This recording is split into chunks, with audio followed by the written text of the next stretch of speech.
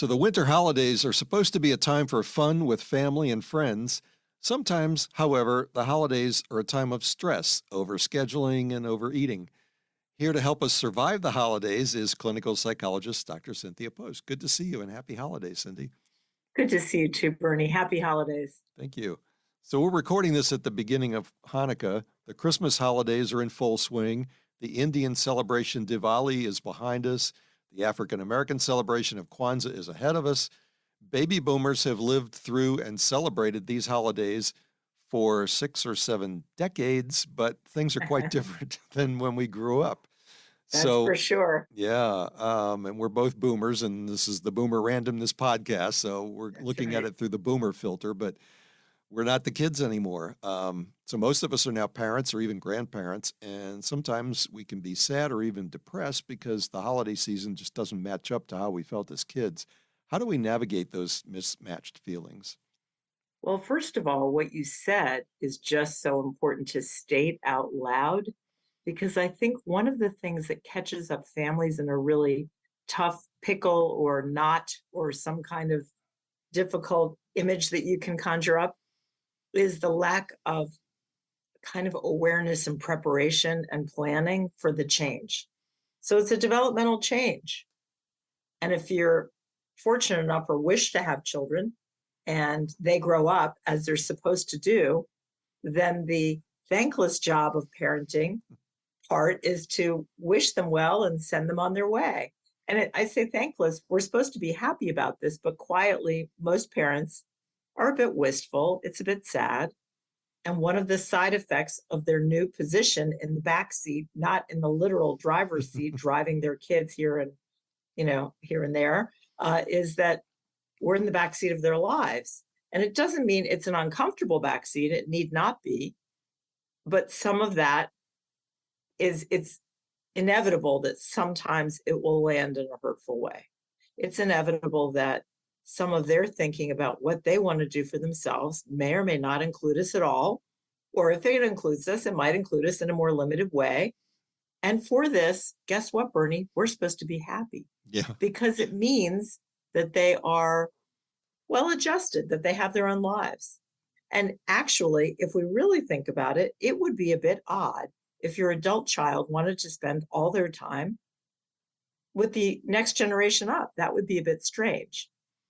And when I say we're supposed to be happy, I mean we're supposed to be happy for their advancing years and their developing life.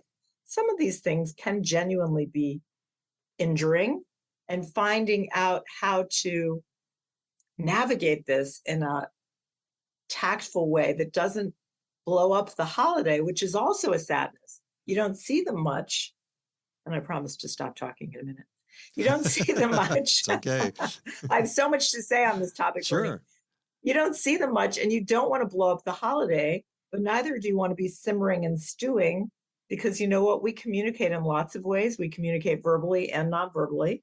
And so if we're upset, then they're going to pick up on that. And skillfully navigating the holidays in a proactive way is my wish for all this holiday and every holiday. Yeah, it can be an interesting challenge, and not something we necessarily were prepared for growing up. That's the thing. Boomers thought of, we're the young'uns. Uh-huh. We're not old fogies. We're the young people. And now guess what? Don't tell anyone, Bernie. We're old now. Yeah. In terms of how people think about baby boomers, they're older. They're over 50. And that means that they're not. That's why they call it over the hill. I don't mean it in a disparaging way. It's just the truth. Yeah. Oh yeah, we're past the 50-yard line, to use a football analogy. That's right. Yeah. So traditions change and our roles change along with them. So boomers might be on second or even third marriages, and maybe the spouses are from different religions or different cultures. What are some ways to deal with the different expectations of how to celebrate the various holidays? I'm going to sound like a broken record today, I'm afraid. But again, prophylactically discussing, talking about it, not demonstrating it with upset or surprise because it's been discussed. So in our culture, we celebrate Denali, and here's what we do, and here's how we do it. And we welcome you to join us in this. And we're very curious about what you do in your culture with Christmas in the United States, or with your Jewish background, or whatever it happens to be. And that there's interest, there's curiosity, there's empathy and respect for those important rituals that bring families together and are such an important thread of culture. So that's what I would say, that we talk about it in advance with the family, that there's open discussion, that people get to ask for what they want in a respectful way, that it doesn't just sort of happen and you don't even know what's going on. That's the worst. Yeah. Or that one thing overrides the other thing. So right now we're talking a lot about partnered adult children. It also applies to adult children in different ways as well. Oh yeah, yeah. Which sets of parents or grandparents do they spend their time with, and they have their own kids? It can be a Right. So complicated there's thing. the couple and how to navigate and have their own space, because it's supposed to be that they have a parent to the other, and this is their limited holiday time, and it's spent just accommodating other people. And then the other thing is, at the other end of it, the boomers racing to reach all their children, and they don't, nobody's coming to them anymore. They're now, so at one end you're racing to your parents, and now what I see with boomers, which is a wonderful new development, is that if they're kind of awake parents, they're trying to support their adult children, so they're going to them sometimes and sharing that responsibility at holidays. That Yeah. wasn't true when we were growing up. No. And That's just a new important shift. yeah. And I think sometimes just talking this stuff out in advance, and I know just from you and I have been doing interviews along these lines for a long time, and it's like, Yes. I guess another way to say what you typically say here is managing expectations. Yes, that's the phrase.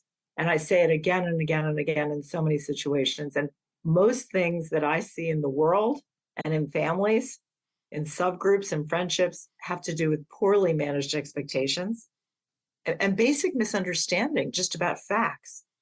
You said you were meeting me in front of the museum at 2. No, I said I was meeting you at the parking lot at 1:30. How does that happen? I don't know, but it's the beginning of a very devolving negative experience at the museum that day, I can tell you that. Hmm. So, Yeah.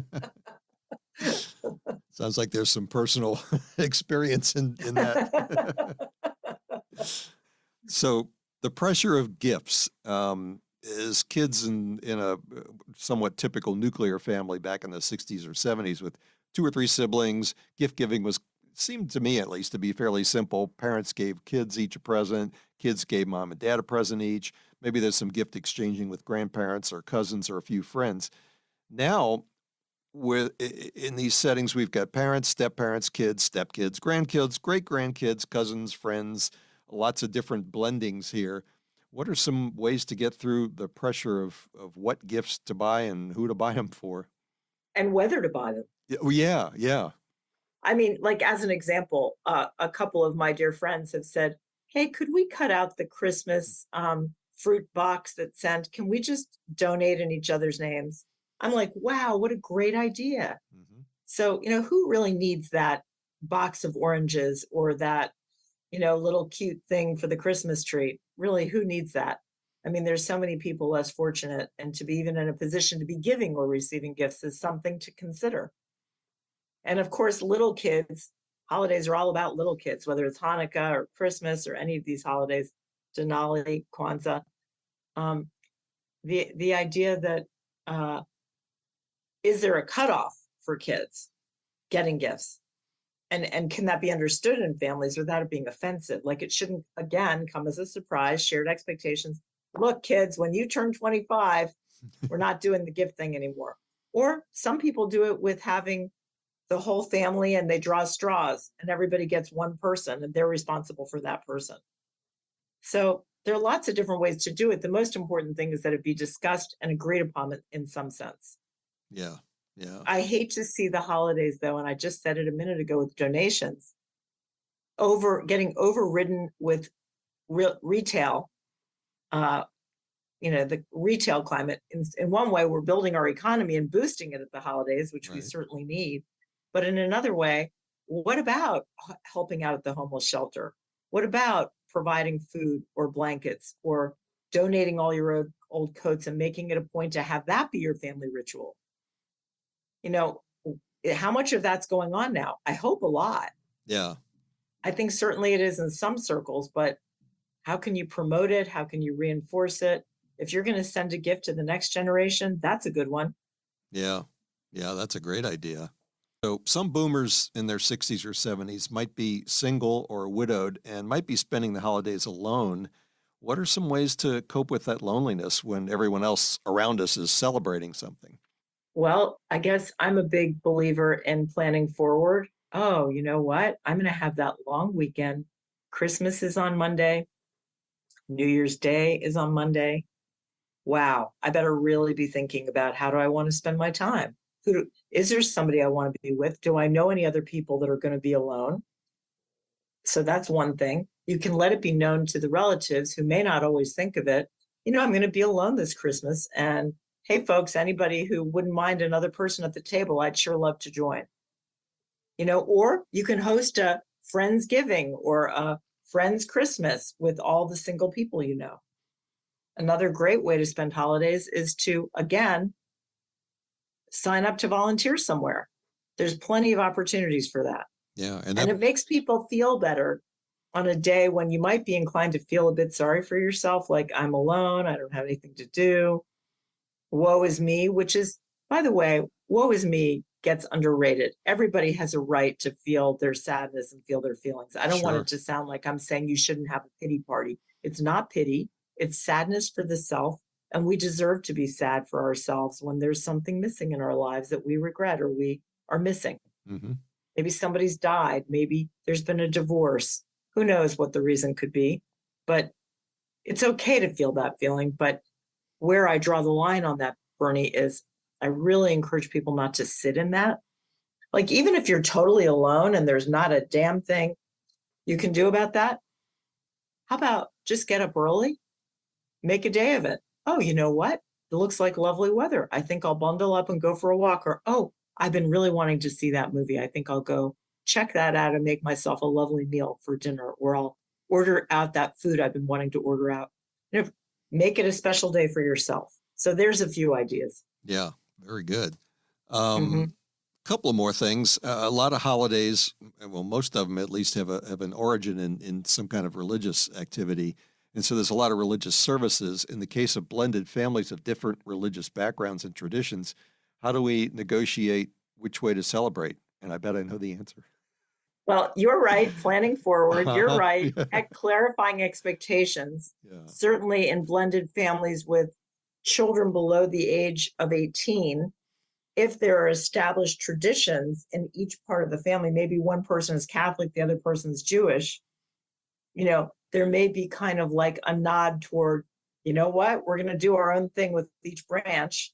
But it might be nice that each parent on the other side that's part of the blended family would join the other parent, like the parent who's Jewish, that the other parent, even if it's a step parent, would stand there and do the candles and participate and show interest. And similarly, maybe the other person who's going to midnight mass, that they join them. And that you don't require your children from different backgrounds to be forced to do that. I'm not a really big believer in that. Some people think, oh, for part of the family, we should all do it together. I think it's more like an option, like you're invited if you want to join us, and there might be some interesting things to learn here about this, but no need to do that if you don't feel like doing it. It's okay. Yeah. Because in blended families, kids don't choose this situation. They've just adopted this whole new story, perhaps new step siblings, perhaps a new step parent. They didn't get to be part of that choice.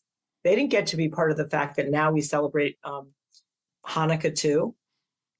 A little regard for younger people helps them be more motivated. I think when people try to force their kids, it goes less well. Yeah.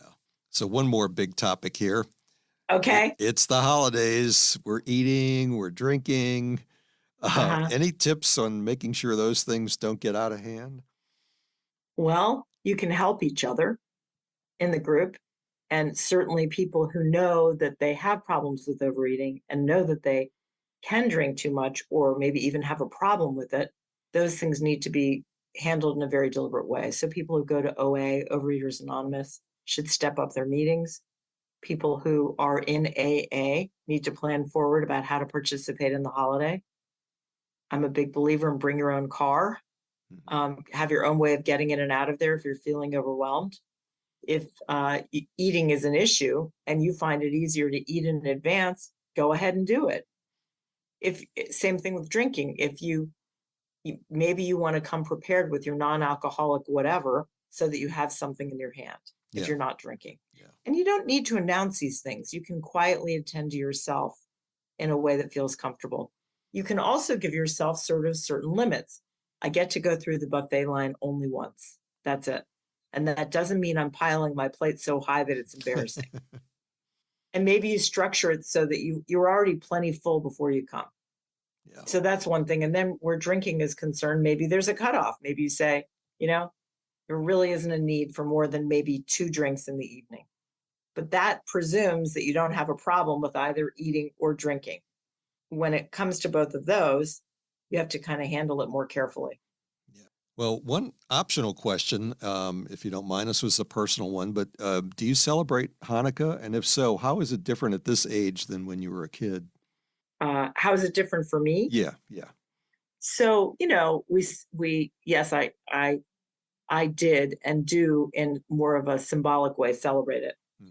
As a child, the candles were all there, all different colored candles, and each person had a day of the week that they could hold the shamas candle and light the candles, and you would say the song, the Hanukkah song as the prayer, and then every year in our family there was a large family gathering, extended family, where we would share the Hanukkah story and go around the table, and each person would have a different part in sharing the Hanukkah story. So and that continued on well into adulthood. That ritual has changed as some elders have died, but it was very meaningful to participate in that way. And then we had more of a, what did they call it? A white horse thing where everybody puts one gift in there and you take your number and you pick your gift. That was kind of how we handled it as adults. Yeah. As children, we always made sure 8 days, 8 presents. Right. I grew up Catholic, and yeah, right. I was just going to say, what was that like? Yeah, and so we had as a ritual until I moved out at around age 19 or so. As a family, we had a whole thing about we would go to church in the morning at a certain time, and then we would come home. And I think I'll have to clarify this with my sister because we have different memories of the same thing. But I think we then maybe ate a breakfast and then did presents. And it was fairly simple. We each had a couple and we had some for our parents. And then I don't remember. Sometimes we went to other family things on Christmas Day and other times we didn't. But it was fairly simple. And I've had so many changes over the decades since that time. But currently, with my new marriage, although we'd been together for a long time, we now have some established things related to Christmas Eve. Nice. So yeah, and so I look forward to that. We have changed the gift thing a bit, and we're still working on that one, getting a consensus about it. It takes time, doesn't it? It's complicated to make sure everybody understands and is reasonably comfortable. But be clear, just because you communicate doesn't mean everybody loves the plan. Right. Especially younger people. What do you mean I'm cut off at 25? Yeah. Well, and we have a grandbaby and a grandson in the mix now, and so the focus is really it'll be easier this year, I think, because the focus will be more on them, especially the grandbaby who's 2.5 now, and she's really understanding some more, at least about the Santa Claus aspect of Christmas, and she's really liking it, and she's that's neat, and then the 8-month-old, that's he doesn't know what's going on, but he's a pretty happy baby. So well, that's good. So the focus is more in that direction now, and that I like that. That's pretty cool. That's neat. Yeah. Any final thoughts on everything we've talked about? Assume the best of people and lead with kindness, and have a happy holiday. Make it a happy holiday. Don't get caught on the bumps. There are always bumps when people get together. The more we have to negotiate, the more opportunity for bumps and hurt. Don't get caught there. Very good. All right. Well, Dr. Cynthia Post, clinical psychologist and friend, happy holidays and thanks for the Happy advice. holidays. And if someone wants to get more information about you, what's your website? CynthiaPostPhD.com. I'm Bernie Lucas. We're talking with clinical psychologist Dr. Cynthia Post about surviving the holidays. I'm Bernie Lucas. Thanks, as always, for visiting the Boomer Randomness podcast. We upload new episodes on Tuesdays now, one per week. Working on a little more holiday stuff and a whole segment about women